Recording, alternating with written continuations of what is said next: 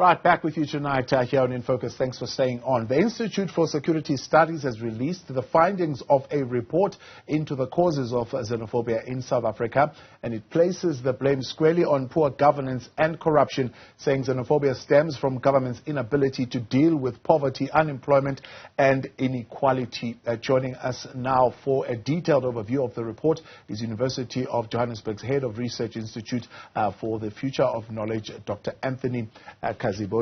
Good evening and thank you very much for your time, Dr. Anthony, and joining us tonight here on In Focus. Tell us a little bit about what led to the putting together of this report. I mean, what was the rationale and what was the objective of putting together the report?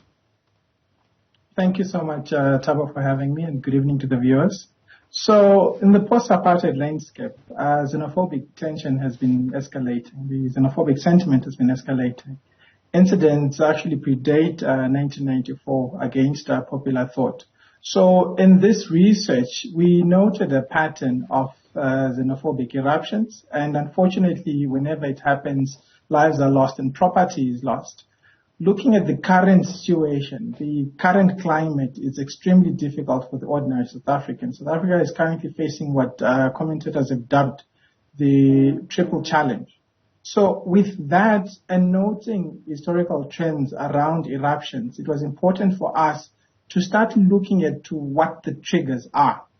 And this drew us to stereotypes that people in the communities have around migrants. Migrants are perceived as job stealers. Migrants are perceived as, diseased. We didn't rope that one in because it's on the decline. We also noted that migrants are responsible for failing public health care. Migrants are responsible for they're flooding South Africa. So these are some of the myths that have been propagated by people in positions of authority, people in positions of power. And if you look at the report, we actually get evidence that, direct quotations from these people. So what we then do is we look at what the statistics are saying. What are the facts? What are the figures? Yep. And we juxtapose that and debunk the myths. One of the key findings, for example, that you come up with is that South Africa's socioeconomic problems are not caused by immigrants, but by poor governance and corruption.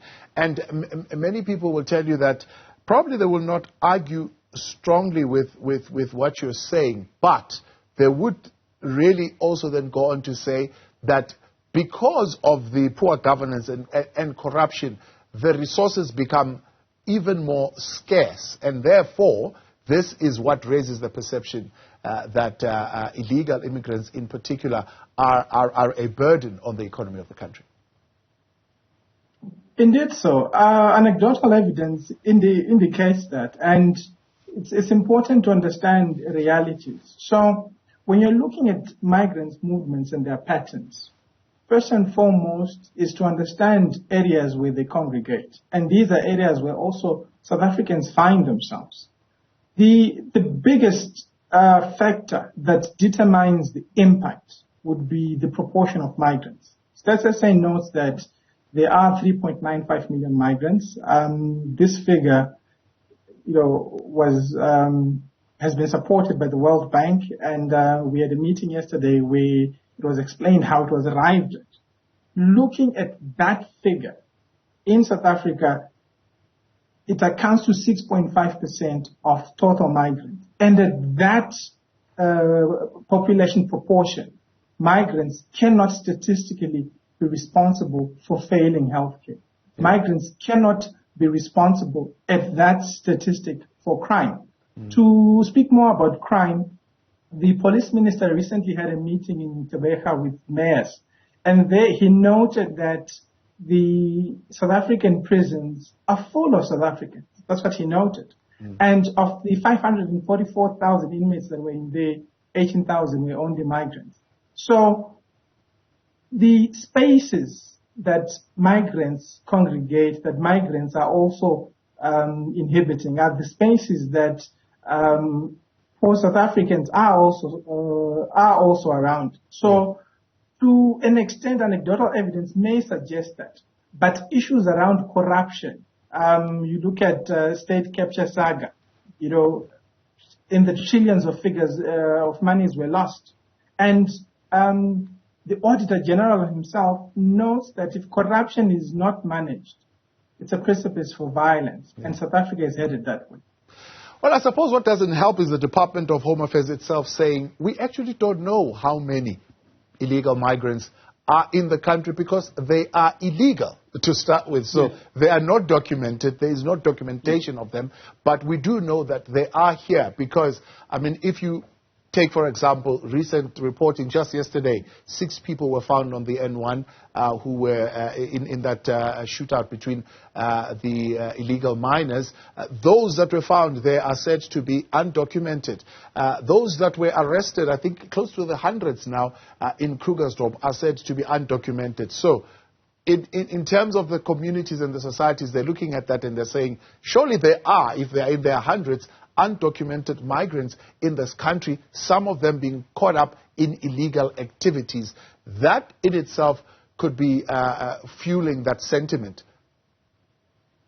Indeed, so I agree with fueling the sentiment. And if you hear something long enough, you start believing it. And this truth or reiteration effect is very real. So regarding statistics, again, I'll repeat it. The Chief Director of Demography and Population Stats at Stats SA, Diego Iterol, gave that number and explained how it was arrived at. It's not an arbitrary number. It considers births and deaths. It looks at a number of demographic variables across different areas. One would say, how do we calculate, against these porous borders? Is every South African counted one by one? No, there are methods through which these figures are arrived at. And it is for that reason that the World Bank, again, as I earlier noted, notes that it is around 4 million migrants and also irregular migrants, undocumented migrants. Yeah. And in terms of documented or undocumented migrants occupying particular economic positions in what many are saying are not scarce skills in South Africa. What were your findings? So what we essentially looked at were all migrants. Again, as you note, that irregular migrants cannot be counted. And regarding skill sets, so issues around migration are sensitive. When policy is formulated, consultations are made, and issues around COVID-19 and the minister's extensive efforts to revamp Home Affairs are commendable. And what you realize is that a lot of migrants find themselves in a space of precariousness, where now they're struggling to apply for new visas because the visas they were on have changed. So this, again, contributes to irregularity. What do you recommend then, I mean, moving forward, having discovered this kind of information, for example, around numbers, around the impact on crime, around impact on jobs and so on and so forth. And we know that there are massive backlogs at the Home Affairs Department itself around getting people legalized. What are some of your recommendations? So in this project essentially focuses on busting myths. What we are saying as the ISS and the IFK, we need to understand migration statistics in a way that can encourage peace, harmony, and development. And migration is a double-edged sword. We need to understand that it has positives and it also has negatives. It's important to understand that crime is crime. Crime doesn't have a nationality and crime doesn't have a face.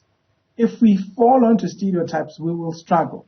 So in light of that, policy recommendations that we highlight speak to the synergy amongst government departments, a collaboration where Stats SA publicly puts meaningful and data that can easily be disseminated by different constituencies. And this data is accurate, and this data should inform policy development. Dr. Anthony, I appreciate your time. Thank you very much for bringing that intervention for us tonight. Head of Research, Institute of the Future of Knowledge, Dr. Anthony Kaziboni there, talking to this study that was conducted with the Institute for Security Studies.